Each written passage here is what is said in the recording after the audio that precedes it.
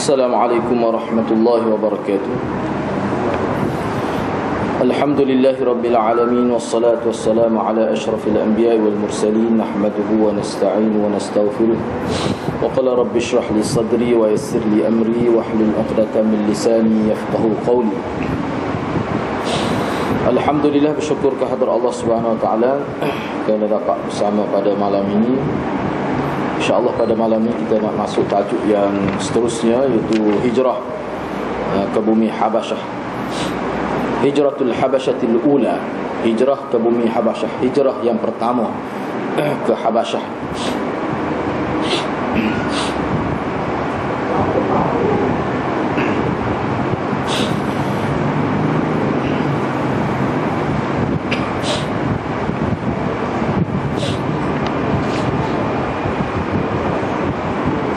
Yang mana sebelum ini kita telah pun membicarakan tentang Islam Hamzah dan yang ada kaitan dengan keislaman para sahabat yang lain.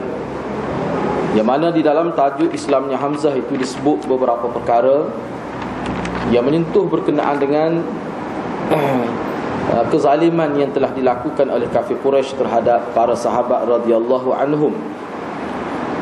Yang mana disebutkan juga bagaimana kafir Quraisy ini merencanakan pelbagai bentuk perencanaan tipu helah dalam pelbagai bentuk untuk supaya Nabi sallallahu alaihi wasallam secara khususnya dan juga para sahabat berhenti daripada bergerak di atas nama Islam itu, dan supaya mereka berhenti menyebarkan Islam di kalangan masyarakat pada waktu itu. Dan ternyata kita lihat di akhir tajuk ini disebut bagaimana kekecewaan kafir Quraisy terhadap gerakan dan usaha yang dilakukan oleh mereka untuk menyekat kemarahan dakwah Nabi sallallahu alaihi wasallam. Yang mana dalam tajuk Islamnya Hamzah juga disebutkan keadaan para sahabat radhiyallahu anhum yang begitu cekal dan kental hati mereka menghadapi segala ujian dan dugaan yang telah ditakdirkan ke atas mereka oleh Allah Azza wa Jalla. Rentetan daripada perkara itu, sebenarnya kita lihat bahawa gerakan yang dilakukan oleh pihak kafir Quraisy kepada para sahabat dan juga Nabi tidak terhenti setakat itu, tetapi penganiayaan, kezaliman terus dilakukan, sehingga menyebabkan Nabi mengambil satu langkah yang lebih proaktif lah kita kata, yang lebih ke depan, iaitu memberi pandangan pada sahabat Nabi sallallahu alaihi wasallam supaya mereka berhijrah ke bumi Habasyah ini. Dan ini adalah merupakan hijrah yang pertama. Sebab hijrah ke Habasyah ini ada dua kali. Itu sabit berdasarkan pada kenyataan dalam hadis-hadis bahawa hijrah ke Habasyah ini berlaku dua kali, dan itu adalah sabit. Dalam suasana tekanan yang memuncak ini,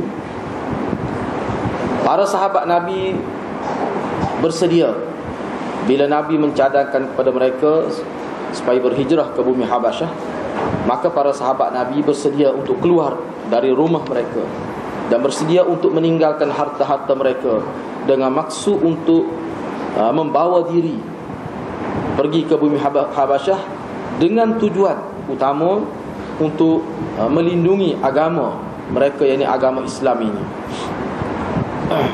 Firaram bidinihim, maknanya pergi dengan membawa agama seperti mana yang diisyaratkan oleh Nabi sallallahu alaihi wasallam. Jadi Nabi sebutlah supaya para sahabat ini berhijrah. Ini merupakan hijrah yang pertama daripada bumi Mekah, pergi keluar daripada jazirah Arab itu. Dan bilangan para sahabat yang berhijrah itu 10 orang lelaki dan 5 orang perempuan. Yang mana dalam setengah riwayat ada sebut 11 orang lelaki dan 4 orang perempuan. Tapi dari segi riwayat lah, dari segi riwayat kalau Ibnu Ishaq itu dia sebut 11 orang lelaki 11 orang lelaki dan 4 orang perempuan.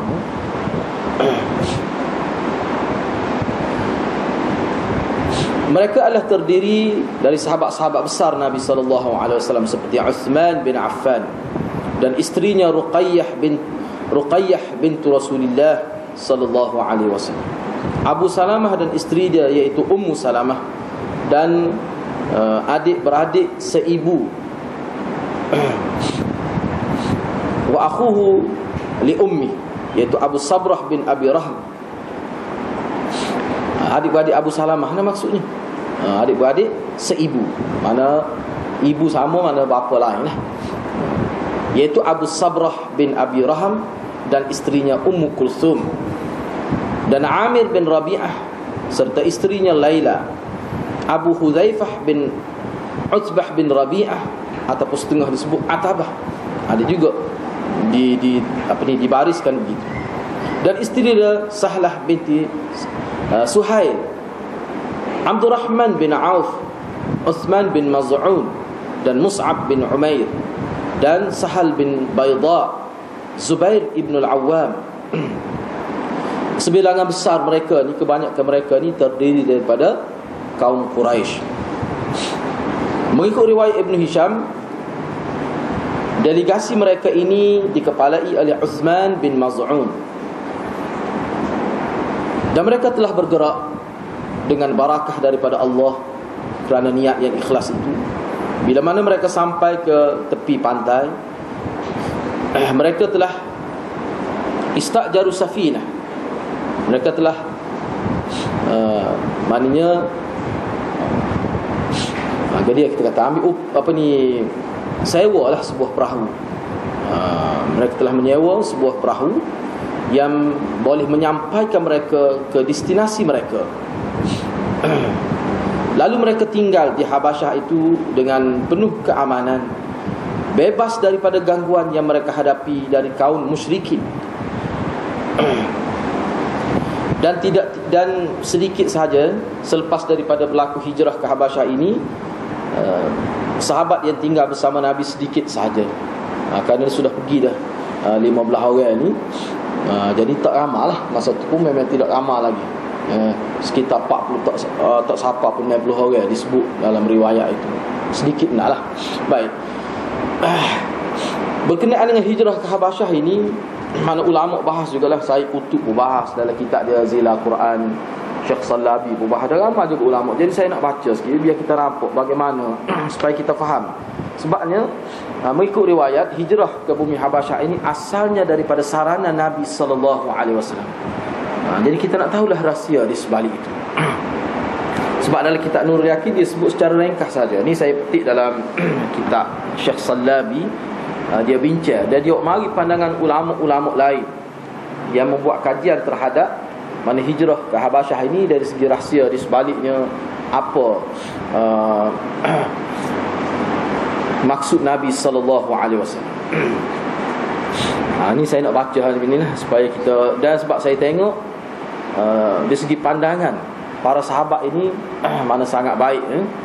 Banyak kita boleh ambil panduan, maklumat tentang hijrahnya Nabi, hijrahnya para sahabat ni ke Habasyah ini. Yang pertama sekali, apa sebab, apa faktor hijrah ke bumi Habasyah? Seperti yang kita maklum bahawa tentangan dalam bentuk penindasan, serangan terhadap batang tubuh Nabi dan para sahabat sudah tidak dapat dielakkan. Berlaku dengan kadar yang sangat merunsingkan, cukup bahaya. Sampai kepada satu peringkat Nabi SAW mencadangkan kepada sahabat supaya berhijrah. Itu asas dia punya hijrah ke Habasyah itu. Yang mana disebutkan juga kalau kita tengok dalam sirah bahawa orang kafir ini menahan sahabat-sahabat yang lemah, khususnya hamba-hamba, dan mengazab mereka sehingga yang mati pun ada. Ada di kalangan sahabat yang mati, yang rosak tubuh sampai ke mati. Rosak tubuh, dipukul, dibiarkan kelaparan, dibiarkan dahaga di tengah panas dan sebagainya. Dalam keadaan bumi Mekah itu sendiri pun sudah ramdak, disebut sudah panas. Digunakan pula api untuk lebih memberikan lagi seksaan terhadap para sahabat itu, dengan tujuan untuk supaya mereka kembali murtad daripada agama Muhammad ini. Dan rata-rata kita lihat sahabat ini mana tidak sedikit pun berganjak daripada keimanan mereka. Jadi perkara ini bila Rasulullah SAW tengok, kalau kita rumuskan, sebenarnya Nabi sendiri kena juga seksaan daripada kafir Quraisy, tetapi tidaklah sehebat sahabat-sahabat dia. Sahabat yang tidak ada anak beranak ni, yang tidak ada kaum keluarga ni, misalnya Bilal dan orang-orang lain yang tidak ada sanak saudara di Makkah ini, mereka mendapat tentangan, serangan, ancaman, bahkan diseksa. Itu memang lebih hebat daripada Nabi, lebih teruk. Jadi pada waktu ini ulama menyebutkan bahawa Nabi tak boleh nak buat apa pun. Tak boleh nak buat apa pun. Kita tengok ada pengakuan sahabat Nabi tentang bagaimana Nabi melihat perkara ini dalam keadaan yang cukup sedih. Bagaimana sahabat Nabi diseksa dengan begitu rupa di hadapan mata Nabi SAW. Nabi tak boleh nak buat apa. Syaukah tidak ada pada Nabi pada waktu itu. Jadi kemuncak kepada seksaan ini menyebabkan Nabi berpandangan, memberikan pandangan kepada para sahabat dia, seperti mana yang disebutkan, lau kharajtum ila ardil habasyah fa inna biha malikan la yuzlamu indahu ahadun wa hiya ardu sidqin hatta yaj'alallahu lakum farjan mimma antum fi. Nabi kata, apa kata kiranya kamu keluar ke bumi Habasyah, kerana di sana ada seorang raja yang tidak dizalimi di sisinya sesiapa pun, seorang raja yang sangat adil, Najasyi. Bumi Habasyah adalah bumi yang benar, yang Allah jadikan. Mudah-mudahan Allah jadikan untuk kamu di sana sebagai pelepasan daripada azab sengsara yang kamu sedang hadapi di bumi Makkah ini. Dengan sarana Nabi itu, maka keluarlah orang-orang Islam dari kalangan sahabat Nabi ke bumi Habasyah, kerana tak tahan, tidak tahan dengan ujian ini, dengan maksud untuk membawa agama. Dan ini merupakan hijrah pertama. Ini muqaddimah yang disebut oleh Syekh Salabi. Syekh Salabi menyebutkan bahawa pengkaji-pengkaji sejarah, mereka melihat pelbagai sebab yang mengikut pandangan mereka dari semua sudut. Mereka lihat ni, maknanya benda ni kalau kita perhati, ulama kita nak boleh faham kedudukan hijrah ke Habasyah ni, mereka melihat dari semua sudut, buat kajian dari segi fenomena hubungan Habasyah dengan Makkah itu. Misalnya antara faktornya, pertama sekali,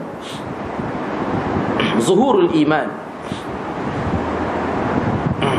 Kerana keimanan pada waktu itu, zuhurul iman, mana iman itu sudah terserlah pada waktu itu, di mana sudah ramai orang memeluk Islam, dan keimanan kepada Allah pun sudah mula menonjol, dan orang sudah mula memperkatakan tentang agama Muhammad. Itu asas dia. Zuhri menyebutkan daripada Urwah satu hadis, satu asal, satu riwayat, bila mana orang Islam sudah semakin meningkat bilangannya dan keimanan terhadap Allah sudah semakin menonjol, yang menjadi bahan bual bicara di kalangan masyarakat pada waktu itu, maka perasaan musyrikun Quraisy pada waktu itu memuncak. Timbul kemarahan yang luar biasa dari kalangan kuffar Quraisy terhadap orang-orang yang beriman dari kalangan kabilah-kabilah mereka. Oleh itu mereka mengazab dan memenjarakan orang-orang Islam, yang mana tujuan mereka adalah supaya umat Islam, para sahabat khususnya pada waktu itu, mereka meninggalkan agama Muhammad. Bila sampai berita ini, maka Nabi pun suruhlah tafarraqu fil ard, bertebaranlah kamu ke muka bumi. Lalu sahabat tanya Nabi, kami nak ke mana? Kemana kami akan pergi membawa diri, wahai Rasulullah? Lalu Nabi isyarat hahuna, dengan mengisyaratkan ke bumi Habasyah. Itu yang pertama.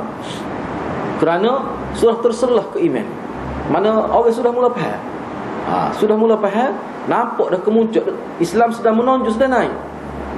Jadi Nabi nak jaga, jangan dia turun ketika dia sedang naik tu, jangan dia turun. Kedudukan agama, dakwah tu.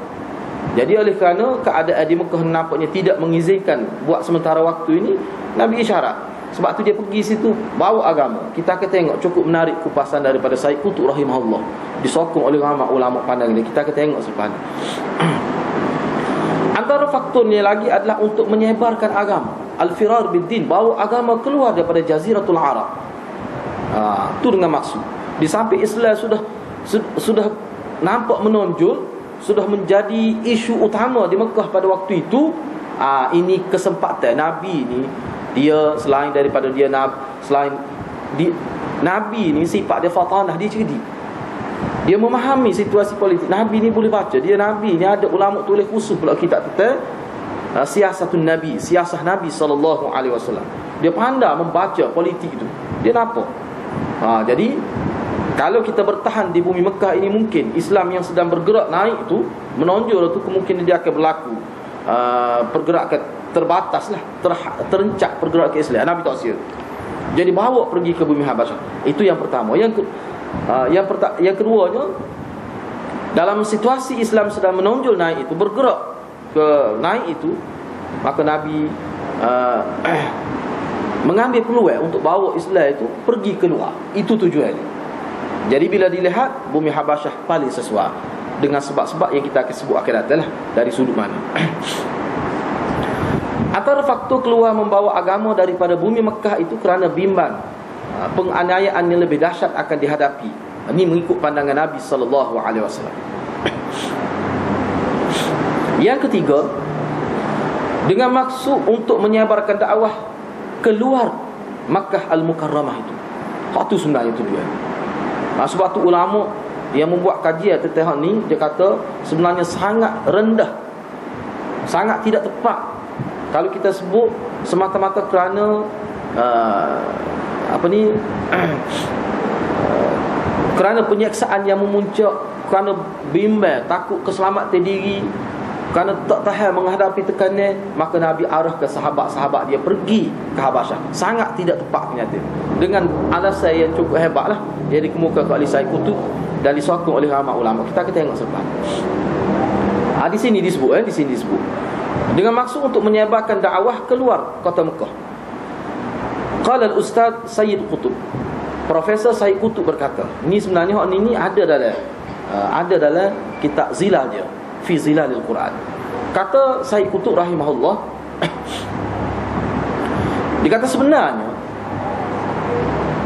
terlintas di minda Nabi untuk, ialah kita terimalah hak Nabi buat semuanya wahyu daripada Allah, tetapi secara kauniyahnya Nabi sentiasa memikirkan satu kaedah yang lain. Bagaimana untuk menyebarkan Islam selain daripada bumi Mekah? Sudah tentu dah bumi Mekah ini. Bagaimana kita nak menyebarkan Islam keluar daripada kota Mekah itu? Dalam keadaan Islam itu sudah mula menjadi isu dalam masyarakat Mekah itu. Selain daripada bermaksud untuk mencari tapak baru, markas baru untuk menjaga akidah dan untuk menjamin supaya mendapat kebebasan, bagi orang Islam itu dapat kebebasan untuk beramal dengan agama. Dan Nabi fikir sudah sampai masanya, selain daripada bertahan di bumi Mekah, perlu disebarkan dakwah ini keluar daripada bumi Mekah ini, dengan maksud untuk mencari keluasan dakwah dan sebagainya, dan dengan maksud untuk menjaga orang-orang yang telah sedia memeluk Islam daripada gangguan dan fitnah yang hebat itu. Kata saya Qutb, sebenarnya perkara itu pun saya terima, tetapi mengikut takdiri, wa hadza fi taqdiri kana huwa sababul awal wal aham lil hijrah laqad sa'abni. Tak apalah, saya terjemahkan mengikut andaian saya, mengikut pengamatan saya. Dia kata Said Qutb, sebab yang utama dan sebab yang paling penting hijrah ke bumi Habasyah ini, selain daripada kerana sebelum itu sebenarnya sudah ada dah. Bagi pandangnya Said Qutb, dia duduk tengok-tengok ada dah berlaku urusan ke Habasyah ini. Sudah berlaku dah. Sudah maklum dah kedudukan Habasyah ini bagaimana. Sudah maklum dah kedudukan Najasyi macam mana, suasana perniagaan itu macam mana. Bahkan Habasyah ini dikatakan muttajiru Quraisy, tempat Quraisy berniaga. Tempat Quraisy berniaga. Selain daripada kita kata ke Baitul Muqaddas di Syam, Palestin tu, Habasyah ini salah satu tempat destinasi perniagaan saudagar besar Quraisy itu. Jadi berita tentang keamanan politik di Habasyah itu sudah ternyata difahami oleh masyarakat Makkah pada waktu itu. Ini kata Said Qutb rahimahullah. Dan Said Qutb sebut sebenarnya ramai dah daripada orang-orang Islam ni ada dah sebelum tu, mengikut kata-kata dia lah. Sebelum ni ada dah pergi dalam bentuk berniaga, dalam bentuk pergi sore-sore, ada dah. Kata Said Qutb. Dan pendapat yang mengatakan mereka hijrah semata-mata nak jaga keselamatan diri, sebenarnya la yastanidu ila qara'ina qawiyyah. La yastanidu ila qara'ina qawiyyah. Sebenarnya itu tidak bersandarkan kepada dalil yang mantap, yang kukuh. Tak kemah tu sebab tu. Mengikut pandangan saya pun tak kemah. Semata-mata berhijrah ke bumi Habasyah kerana nak jaga keselamatan diri. Kerana seksa hebat yang dihadapi tu tak kuat.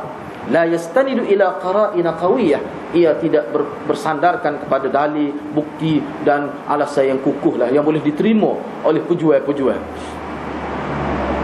Kalaulah kita terima andaian itu, ni yang ulama kata hebat ni. Ni kata hebat Said Qutb ni. Moga dia orang harakah. Dia nampak sirah tu sebab ni bab harakah ni. Ni kita berbincang hijrah ke Habasyah ni dalam konteks gerakan dakwah. Harakatul dakwah. Jadi dia kata kalau betul lah pendapat yang mengatakan bahawa sarana Nabi supaya sahabat berhijrah ke bumi Habasyah semata-mata untuk limujarradin najat bi anfusihim, dengan maksud untuk selamatkan diri semata-mata. Cuba tengok dia kata.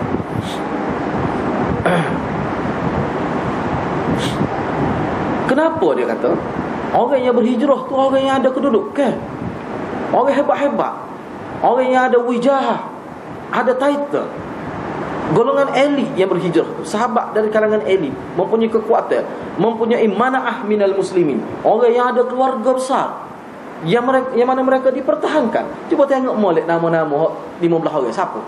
Ada bila? Tak ada. Kau kena seksa teruk tak pergi. Kena fikir molek. Ni kelah cara dia mikir ni. Saya Qutb ni. Sampai setengah lama kata kita pun tak terfikir gitu. Cuba kaji sore-sore 15 orang tu. Bukit mereka tu tidak diseksa dengan hebat. Hak sahabat yang diseksa dengan hebat, sampai mati mak, mati ayah, tak pergi hijrah ke Habasyah. Sebab apa? Kenapa? Kena fikir tu. Mereka tak pergi. Bahkan hak pergi tu lama dari kalangan Quraisy. Kita kena ingat sejarah Quraisy. Quraisy ni sangat penting. Dia sinonim dengan perjuangan Nabi sallallahu alaihi wasallam. Quraisy ini sangat dekat. Quraisy banyak kita tengok al-a'immatu min Quraisy. Lepas tu zaman Sayyidina Uthman, zaman Nabi, zaman Abu Bakar pun nak bahasa Quran pun dikait dengan lahan Quraisy, lahjah Quraisy dan sebagainya. Jadi besar fungsi Quraisy ini. Jadi hak pergi hijrah tu kalangan orang hebat-hebat. Orang hak tidak kena teruk, dihentam, tidak teruklah dihentam di Mekah itu. Bahkan dikata golongan mustada'afin, golongan marhain yang teruk, yang begitu teruk sekali dihentam, diseksa di bumi Mekah itu, lam yuhajiru, mereka tak hijrah. Apa hijrah ke Madinah? Mereka berhijrah ke Madinah. Ni berlaku pada tahun kelima kenabian ni. Jadi makna tunggu berapa? 13 tahun, tolak 15. Maknanya sekitar berapa tahun kita kata? 8 tahun. 8 tahun, 7 ataupun 8 tahun. Jadi golongan-golongan yang hebat, yang diseksa, yang dianiaya dengan teruk, tak pergi hijrah ke Habasyah. Jadi kalau kita nak kata dengan maksud untuk jaga keselamatan diri, sepatut demo itulah orang-orang yang diseksa dengan kuat ini sepatut lebih utama dihijrahkan ke bumi Habasyah. Tetapi yang berlaku tidak demikian. Perkara ini saya Qutb kata perlu kita perhatikan dengan pandangan yang bijaksana. Atau kata Said Qutb rahimahullah, bahkan sebenarnya yang berhijrah itu rijalun zawu asabiyat, tokoh-tokoh yang mempunyai tokoh-tokoh yang mempunyai sokongan yang mendasar, yang berakar kuat di bumi Mekah itu.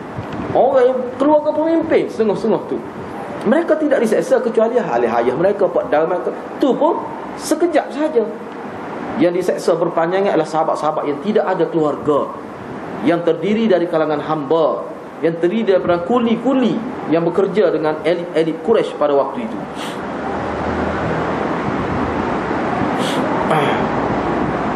Bahkan kata Said Qutb lagi, majoriti yang berhijrah itu boleh katakan Quraisy belaka. Okey, baik. Tu pandangan dia. Dalam tafsir Zil Al-Quran kita boleh lihat tu. Sekarang ni kita nak tengok bagaimana komentar ulama terhadap pandangan Said Qutb rahimahullah dalam kisah hijrah ke Habasyah ini. Antara profesor dalam bidang sirah, yang takhasus dalam bidang sirah, misalnya Ustaz Ghadban. Ini antara tokoh. Dia kata mana? Dia kata dia bersetuju dengan pandangan Said Qutb. Bahkan dia kata wa hadhil lafatah al-azimah min sayyid rahimahullahu laha fi sirah ma ya'diduha wa yusaniduha. Dia kata ini merupakan gerak hati. Ni kata Ustaz Profesor Ghadban. Ini merupakan gerak hati yang sangat besar makna dia. Ini satu gerak hati, suatu pandangan yang cukup bernas daripada Tuhan kita rahimahullah Said Qutb ini dalam sirah ini. Dan apa yang dia sebut tu sebenarnya ada sokongan dan ada sandaran yang banyak. Dia pula amari sandaran sokongan terhadap kata-kata Said Qutb rahimahullah. Said Qutb sebut gitu ya, sikit ya, dia pula tambah. Dia kata wa ahammu ma yu'akkiduha fi ra'yi huwa al-wad'u al-'am alladhi intaha ilayhi amru muhajaratil Habasyah. Antara faktor penyokong lah terhadap pandangan Said Qutb ni hak paling besar bagi saya lah, kata Profesor Ghadban, ialah dari sudut ketentuan umum. Kita tengok secara umum, keseluruhan. Kita tengok keseluruhan lah. Dia menyebabkan Nabi semacam memerintah supaya sahabat berhijrah ke bumi Habasyah itu. Kita tengok keseluruhan dari semua sudut. Kaji dari semua sudut.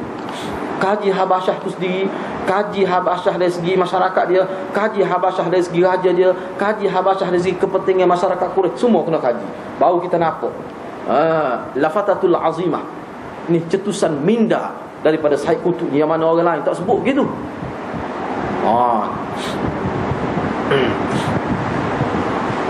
Kita melihat kata Ustaz Ghadban ni, Profesor, kita tahu, kita sedar melalui sirah kita tengok Rasulullah ni bila tahun kelima Nabi mengesyorkan kepada sahabat berhijrah ke bumi Habasyah, Nabi panggil balik muhajirin Habasyah ke bumi Madinah setelah berlaku hijrah ke Madinah, setelah berlaku perang Badar, setelah berlaku perang Uhud, setelah berlaku perang Khandaq dan berlaku perjanjian Hudaybiyah. Baru Nabi hantar wakil pergi supaya panggil semula sahabat-sahabat dia yang berhijrah ke bumi Habasyah balik berkhidmat di bumi Madinah. Cuba kita tengok berapa tahun tu jarak masa Nabi bina tu. Kadir-kadir dia yang bergerak di luar daripada Jaziratul Arab tu dipanggil balik selepas berlaku dah peperangan Khandaq itu. Dan benda tu terjadi ketika berlaku Suluh Hudaybiyah itu. Selepas Nabi hijrah, kita melihat dalam sejarah, yang mana sejarah mencatatkan bahawa Mekah selepas Nabi hijrah, walaupun Nabi memegang tampuk pemerintahan pada waktu itu, tapi Mekah, Madinah itu tetap terdedah kepada ancaman keras Quraisy. Terdedah kepada serangan Quraisy yang ganas itu. Masih lagi terdedah. Buat 5 tahun Nabi duduk perang dengan Quraisy saja. Semasa Nabi pergi Mekah, 5 Quraisy hak teruk lah.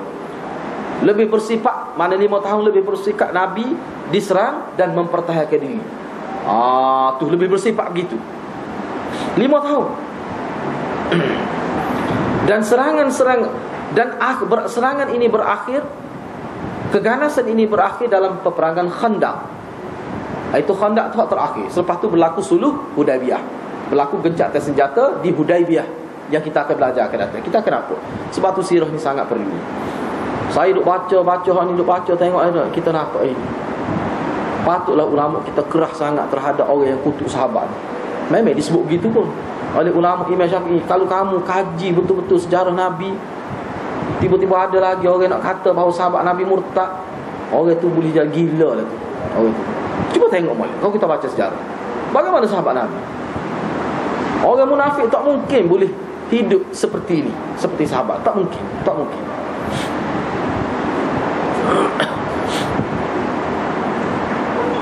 Dan ketika Nabi merasakan bumi Madinah sudah aman selepas Suluh Hudaybiyah, setelah gencatan senjata melalui perjanjian Hudaybiyah itu, dan Nabi sudah berjaya membentuk satu tapak yang selamat untuk orang Islam di bumi Madinah, dan sudah berakhir gangguan ancaman kekerasan dari musyrikin Mekah, pada ketika itu barulah Nabi memanggil balik muhajirin Habasyah itu ke bumi Madinah. Dan perkara ini penting untuk kita faham, sehingga Profesor Ghadban kata semacam Nabi, orang panggil plan B lah. Kalau kita tengok Nabi daripada tahun pertama hijrah sampai kelima hijrah tu banyak berlaku siri-siri peperangan. Seolah Nabi ni dia letak di bumi Habasyah dengan letak sahabat-sahabat di sana berdakwah di sana tu sebagai kita kata plan B. Maknanya kita kata plan yang kedua lah. Sekiranya Madinah ini tidak mampu bertahan, boleh jadi Nabi juga akan berhijrah ke bumi Habasyah. Itu mengikut kajian-kajian ahli strategi dalam bidang harakah ini. Dia kata begitu. Ini kata Ustaz Ghadban. Dia kata boleh jadi. Maknanya cerdik Nabi, dia ada.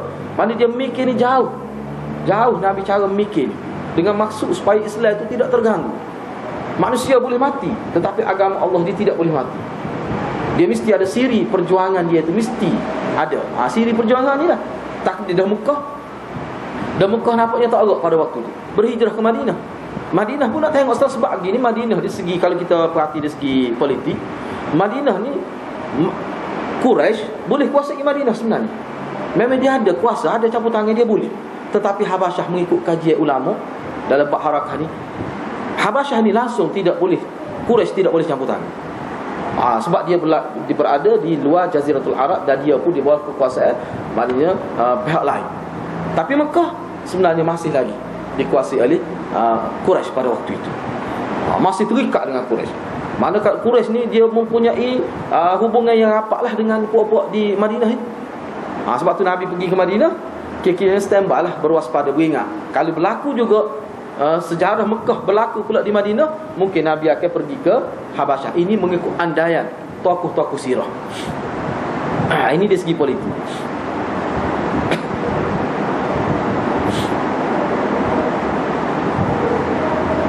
Okey, baik. Kita nak tengok pula pandangan penulis-penulis lain. Ini penulis di sekitar tahun 19, dia tulis kitabnya banyak sekitar tahun 1950, 1991 ni. Ustaz Muhammad Daruzah. Ustaz Muhammad Daruzah nama dia. Muhammad Azam Daruzah, profesor.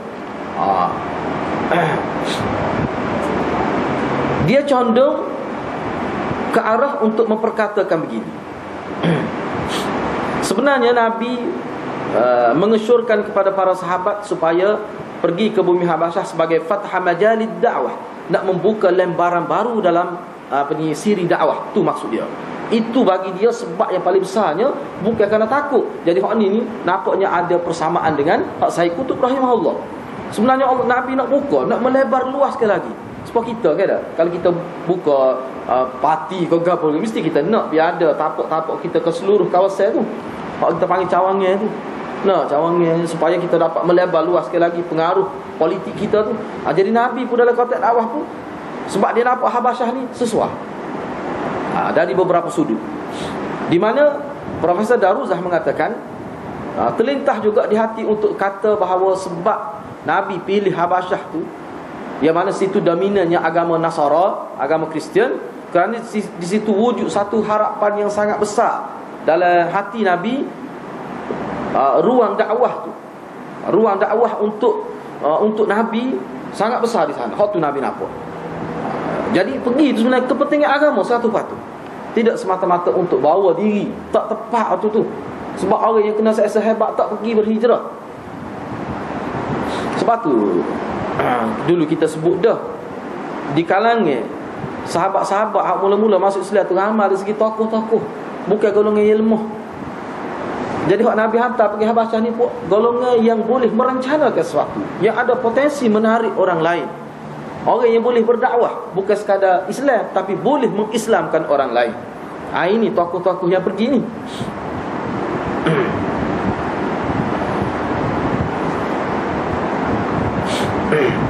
Begitulah juga kalau kita tengok, dia kata dalam delegasi yang kedua pergi, dia diketuai oleh Ja'far bin Abi Talib itu, dia berkait dengan amal, dengan cita-cita, dengan maksud itu. Sebenarnya berkait dengan itu juga sebenarnya. Begitu juga seorang profesor nama Sulaiman bin Hamd Al-Audah, dia ni tokoh dalam sirah juga. Dia berkata gitu juga. Makna ramai orang sokong hak Said Qutb ini. Antara faktor yang menyokong pandangan Said Qutb ni, inilah dia kata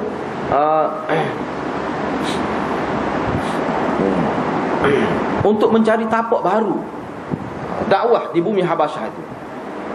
Kerana selepas daripada delegasi pertama, ternyata Najasyi itu Islam, masuk Islam. Najasyi ni namanya Najasyi masuk Islam. Masuk Islam Najasyi disebut walaupun ada lah khilaf tu. Tapi ramai ulama kata dia ni masuk Islam. Adalah hadis Nabi semaya jenazah dia nah. Sebab tu setengah ulama kata hak betulnya dia ni Islam. Hak betul sebab nak jelas sahih tadi tu Nabi semaya jenazah dia. Lebih baik lah maksudnya. Dah ramai orang Nasrani balik masuk Islam, kembali kepada ajaran Islam hak asal. Lama di bumi Habasyah. Dah banyak lagi faktor lain. Jadi maknanya pergi 15 orang ni, dia boleh menghasilkan mana orang Islam yang lebih ramai, boleh menarik ramai orang Islam yang lain. Sebab tu maknanya pilih Habasyah tu maknanya dari segi baca politik Nabinya, kira memang tanah yang subur untuk Islam.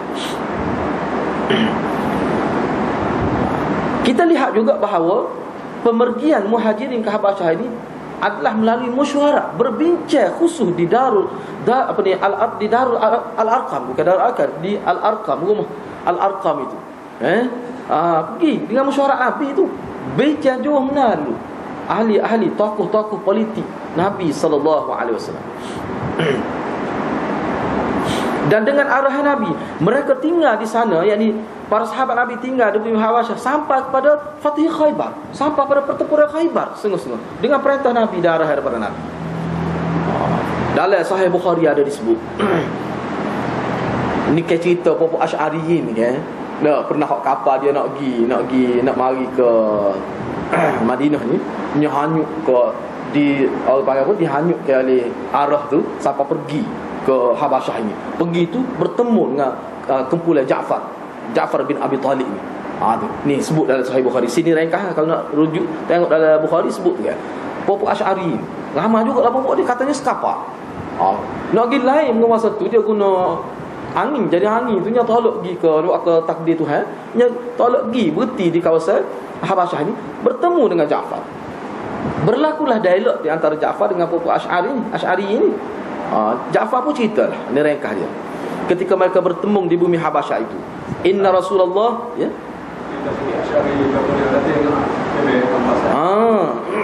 Asy'ari ini nama kabilah asalnya. Pokok satu pokok Asy'ari.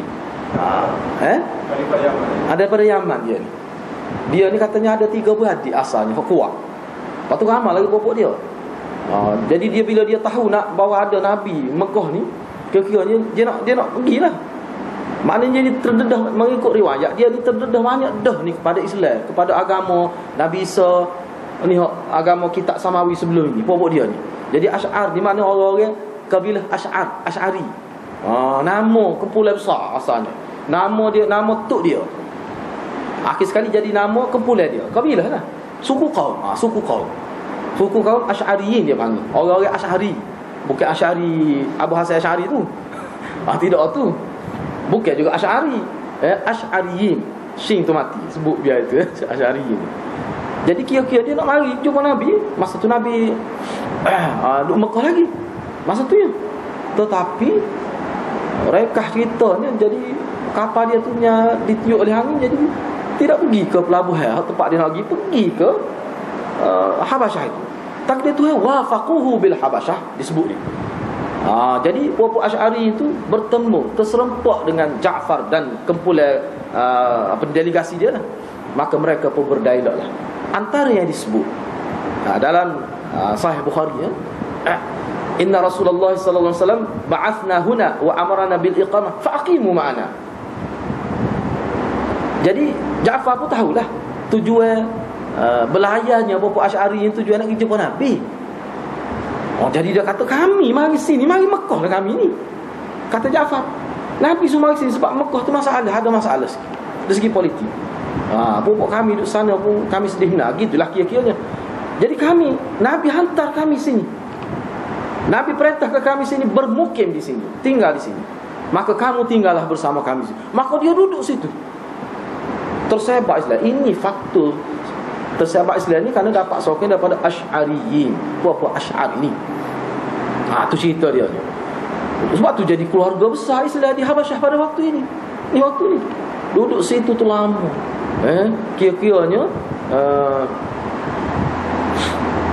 tahun ke-5, 8, campur 5. Sekitar 13 tahun. Sekitar 13 tahun. Lebih kurang gitulah. Duduk di bumi Habasyah. Siapa masuk Islam lama tu semua. Najasyi pun masuk Islam. Tu secara ringkas gitu kita akan jumpa akan datang bagaimana hubungannya tu, kita akan jumpa lah. Kita tengok akan datang. Tidak ada dulu sebut. Gitu cerita dia. Secara ringkasnya, sebab kita ada lagi bawah tu beberapa perkara yang perlu kita sebut juga berkait dengan ni.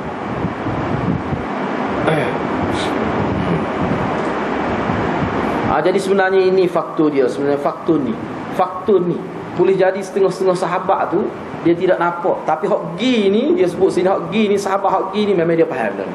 Sebab sahabat-sahabat hak gi ni memang dia bincang khusus dengan Nabi sallallahu alaihi wasallam. Mungkin sahabat-sahabat lain tu tak nampak, tetapi kalau kita tengok dalam kitab-kitab lain hak tidak sahih salabi, selain daripada kitab salabi, memang antara benda yang disebutnya susah hati.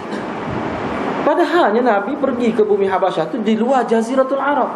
Kenapa masyarakat Quraisy ini sangat susah hati? Bahkan dia hantar pergi, katanya ada disebut dari dia pergi hantar supaya Najasyi ini hantar balik. Ni muhajirin Habasyah, macam-macam fitnah yang dia buat. Ulama persoal kenapa kafir Quraisy ini susah hati? Tidakkah dulu kamu nak sekat, kamu pernah nak halau ke Nabi, nak halau sahabat? Kenapa takut pula bila Nabi pergi ke Habasyah? Rupanya Habasyah ni jantung Quraisy rupanya. Banyak kepentingan Quraisy di situ. Tempat mutajir Quraisy, tempat Quraisy cari makan. Tu sebenarnya Habasyah. Memang begitu.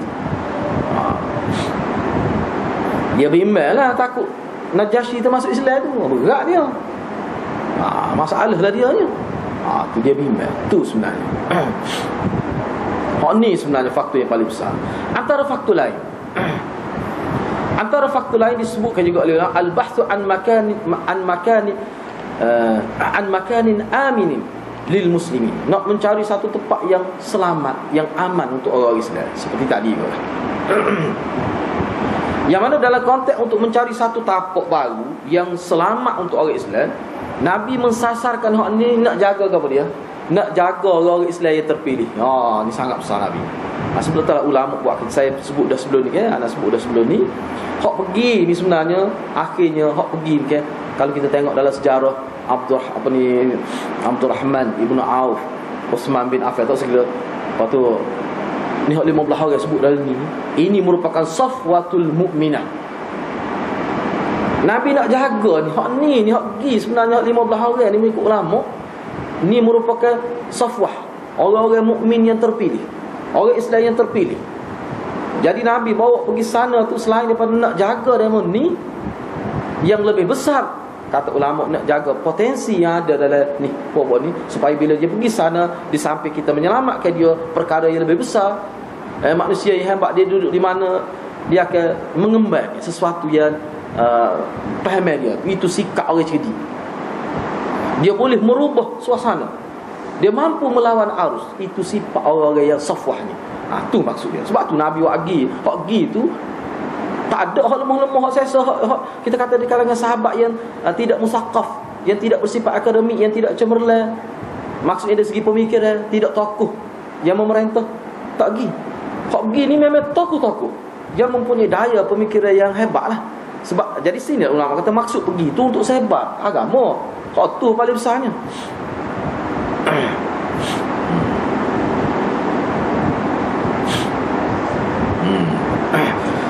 Misalnya dia mari satu riwayat. Riwayat ni terdapat dalam ni Ibn Hisham riwayat ni. Tak apalah kita ambil misalnya riwayat daripada Ummu Salam. Ummu Salamah salah seorang yang terlibat. Masa ni dia jadi isteri kepada Abu Salamah. Selepas tu dia nikah dengan Nabi sallallahu alaihi wasallam. Tu sebelum tu dia jadi isteri pada Abu Salamah tu lah. Kata Ummu Salamah, lamma nazalna arda Habasyah. Ni mana asal sahabat. Jawarna biha khaira jarin Najashi. Aminna ala dinina wa abadna Allah Ta'ala la nu'za. Ini kata-kata Ummu Salamah. Bila kami sampai di bumi Habasyah, kami berjiran di sana dengan sebaik-baik jiran Najashi. Dia berjiran dengan Najashi. Najashi ni jadi jiran sahabat. Memang kita tengok dalam sejarah, Najashi minta supaya sahabat Nabi duduk di kawasan dia, takut diganggu. Pelik juga Najashi ni pun. Dia tak suri sahabat Nabi duduk jauh-jauh, dia duduk dekat dia. Sebab tu Abu Salamah kata, jiran kita siapa dia? Najashi. Ummu Salamah kata, memang sebaik-baik jiran. Kita duduk di sana dengan penuh keamanan, beramal dengan agama kita. Kita semua Allah, kita tidak pernah diganggu di bumi Habasyah. Baik, penting juga kita tahu tajuk yang kedua. Syekh Salabi kata, ni kita nak buat kajian khusus pula, dari sudut bumi Habasyah. Molek juga kita tahu. Molek juga kita tahu. Limadha ikhtara Nabi sallallahu alaihi wasallam Habasyah? Kenapa Nabi pilih Habasyah? Apa faktornya? Untuk jawab persoalan ini, kita kena lihat, kena buat kajian lah. Tengok antaranya dia kata, jadi setengah-setengah perkara ni kita sebut dah tadi. Misalnya Najashi ni seorang yang adil.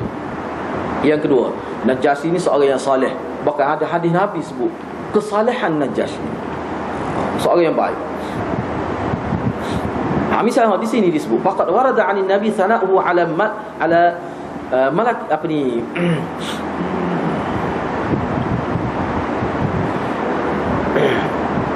Nabi puji. Ada riwayat yang menyebut Nabi puji Raja Habasyah ini dengan kata dia, wa kana bil Habasyah malikun salihun yuqalu lahu an-Najashi. Ini duduk dalam Tarikh Umamul Muluk Tabari. Tak apalah, ada disebut gitu ya. Di bumi Habasyah ada seorang raja yang saleh, dikenali dengan Najashi. Dia tak ada seorang pun yang dizalimi di kawasan jajah dia, di tempat dia, di bumi dia tak ada. Memang terkenal, tersebar luah kata dia keadilan dia, dan dia ni orang saleh. Saleh ni katanya disebut dari riwayat, ada disebut kita kalau kita baca, dia sampai boleh baca kitab ni Najashi ni. Raja yang boleh baca kitab. Payah nak boleh raja boleh baca kitab ni. Tak jumpa kita. Dan kedok ngomong kita nak tengok raja baca kitab ni. Nah, ni raja boleh baca kitab Najashi. Memang dia alim dalam ilmu Nasrani tu lah. Kitab Taurat dengan Injil ada disebut gitu dia ni.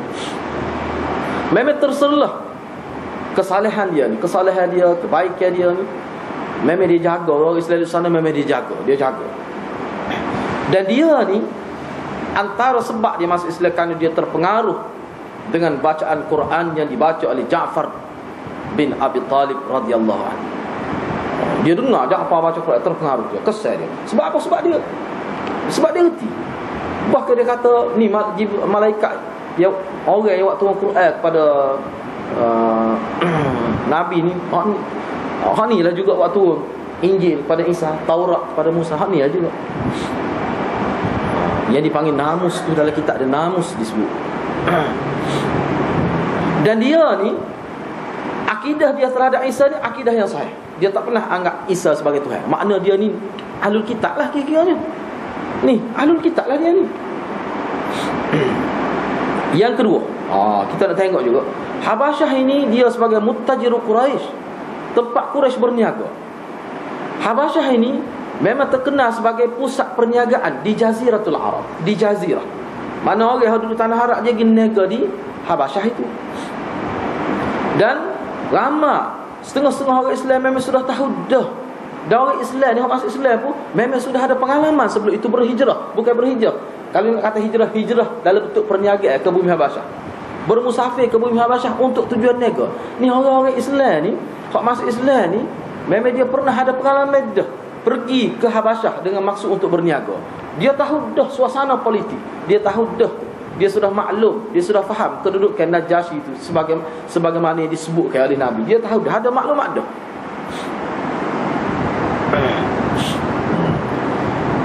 Dan disebutkan juga oleh tokoh-tokoh Quraisy, peniaga-peniaga Quraisy yang pergi berniaga ke Habasyah itu, mereka duk cerita kehebatan Najashi ini. Masyarakat di sana baik, Orang berniaga dengan aman, tidak diganggu perniagaan.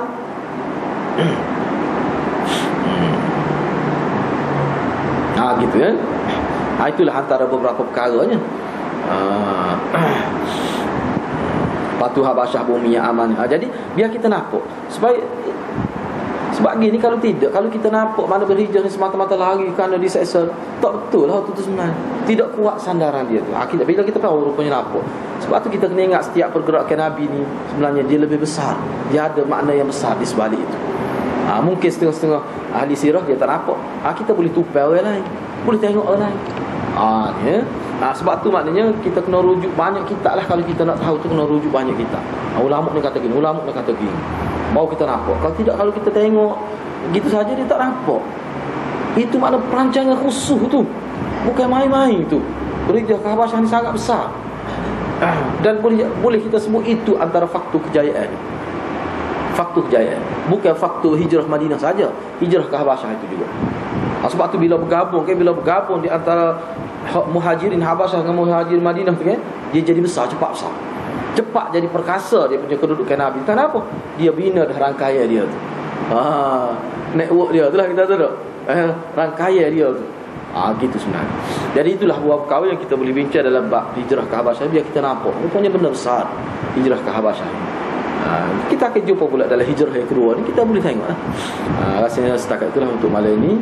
Mudah-mudahan bagi kita bincang, kita nampak lagi lah peranan sahabat Nabi, peranan sahabat Nabi. Benda ni tak akan berjaya kalau sekiranya Allah tidak hadiahkan sahabat Nabi ni seperti kita baca pada Nabi sallallahu alaihi wasallam. Rasanya setakat itulah, wabillahi taufiq. Assalamualaikum warahmatullahi wabarakatuh.